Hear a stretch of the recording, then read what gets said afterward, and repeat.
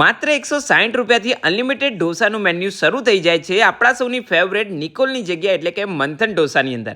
અહીંયા તમારે દિવસનું ફંક્શન હોય કે રાતનું ફંક્શન, એ લોકો અનલિમિટેડ ઓપ્શન આપી રહ્યા છે એમના દરેક ગ્રાહક માટે.